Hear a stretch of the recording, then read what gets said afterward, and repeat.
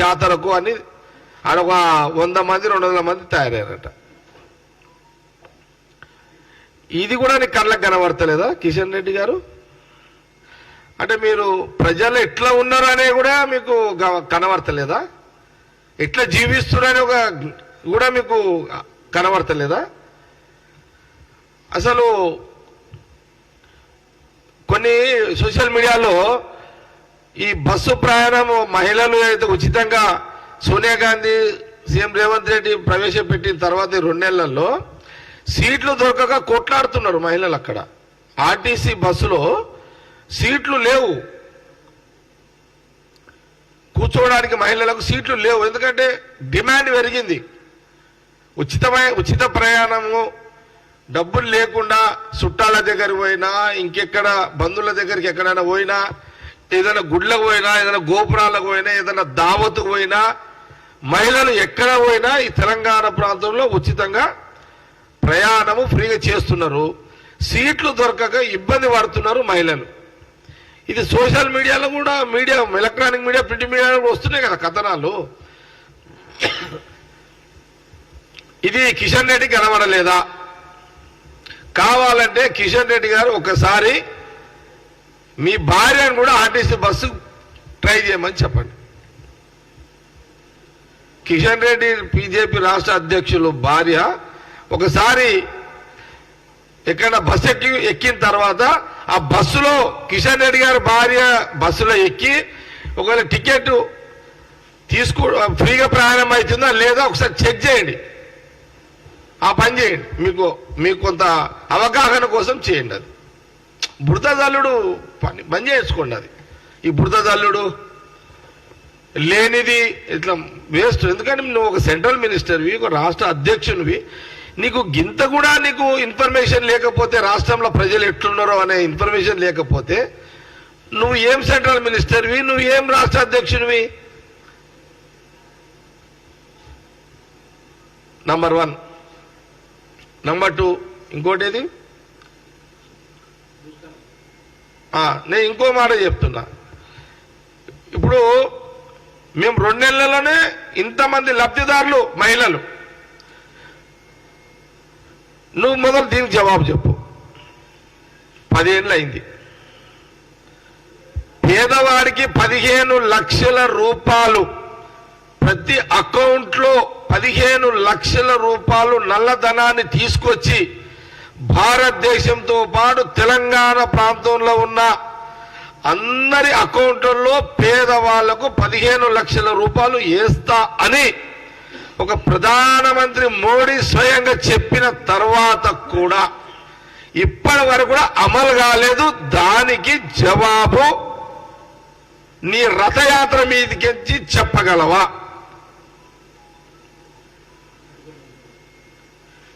$15 లక్షల రూపాయలు ఇస్తా గంటాబద్ధంగా నీ ప్రభుత్వం నీ నోటి నుంచే నువ్వు ఎన్నోసార్లు చెప్పినావు. నీ నోరే ఎన్నోసార్లు చెప్పింది. దీనికి జవాబు చెప్పి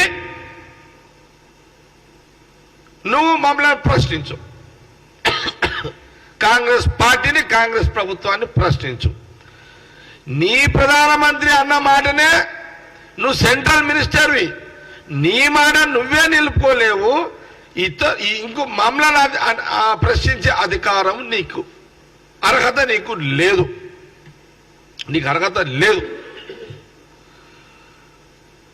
రెండవది, సంవత్సరానికి 2 కోట్ల మంది యువకులకు, భారతదేశంలో పాటు తెలంగాణ ప్రాంత యువకులకు కూడా 2 కోట్ల మందిలో కొంతమందికి ఉద్యోగాలు ఇస్తామని ప్రధానమంత్రి చెప్పిండు. బీజేపీ ప్రధానమంత్రి చెప్పిండు. అందులో నువ్వు క్యాబినెట్ మంత్రివి. దీనికి జవాబు చెప్పు. దాని తర్వాత కాంగ్రెస్ పార్టీని, ప్రభుత్వాన్ని అప్పుడు నువ్వు ప్రశ్నలై. ఈ 2 కాంగ్రెస్ పార్టీ ప్రభుత్వం తరఫున యాజ్ ఏ వర్కింగ్ ప్రెసిడెంట్ గా నీకు 2 ప్రశ్నలు వేస్తున్నా. దీనికి జవాబు చెప్పి మమ్మల్ని అప్పుడు అడుగు. లేకపోతే నేను ఒక కిషన్ రెడ్డి గారికి ఒక మాట చెప్తున్నా. నేను నువ్వు ఇద్దరం కలిసి ఆర్టీసీ బస్సు ఎక్కుదాం. నేను నువ్వు ఆర్టీసీ బస్సు ఎక్కుదాం. ఆర్టీసీ బస్సులో సోనియా గాంధీ గారు అన్న మాట నిలబెట్టుకునే ప్రయత్నంలో సీఎం రేవంత్ రెడ్డి చేసిన ఏది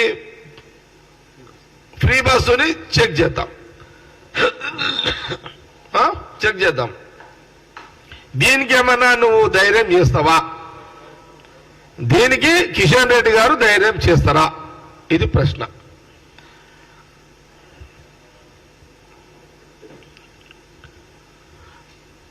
కాబట్టి ఈ రాష్ట్రంలో కాంగ్రెస్ పార్టీ ప్రజలు అధికారం ఇచ్చిర్రు, బీజేపీలకు నిద్ర పడతలేదు. ఏదో రకంగా కాంగ్రెస్ ప్రభుత్వం మీద బురద చల్లాలి, మీడియాను వాడుకోవాలనే ఒక ప్రయత్నమే కానీ మీ పథకాలు మీరు మీ ప్రధానమంత్రి మీ బీజేపీ మీ ప్రధానమంత్రి చెప్పిన వాగ్దానాలను నిలబెట్టుకోలేని మీ ప్రభుత్వము, మీ నాయకుని ప్రశ్నించే దమ్ము లేని కిషన్ రెడ్డి గారు కాంగ్రెస్ పార్టీని విమర్శించే నైతిక హక్కు నీకు లేదు. ఇది ఈ జవాబు నీకు సరిపోతుంది. ఇక ఈ జవాబు నీకు సరిపోతుంది. ఇది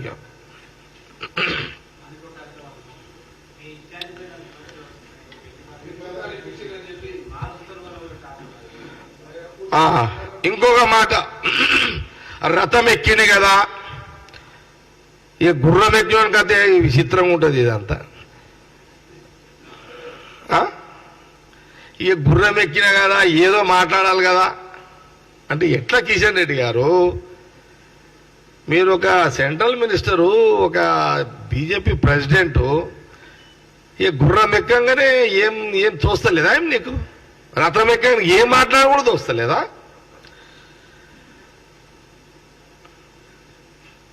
ఇప్పుడు మా ఇన్ఛార్జీల మీద నువ్వు ఏదో కామెంట్ చేసినావు. ఠాకూర్ గారి మీద స్టెప్ బై స్టెప్ వస్తా, అది సెకండ్ స్టెప్ వస్తా మీది. ఫస్ట్ స్టెప్ ఏంటంటే ఠాకూర్ గారి మీద, ఠాకరే గారి మీద, దీపా మున్షి గారి, మా ముగ్గురు ఇన్ఛార్జీల మీద నువ్వు కామెంట్స్ నువ్వు చేసినావు. నేను ఒక ప్రశ్న నిన్ను అడుగుతున్నా. ఇక సెకండ్ ప్రశ్న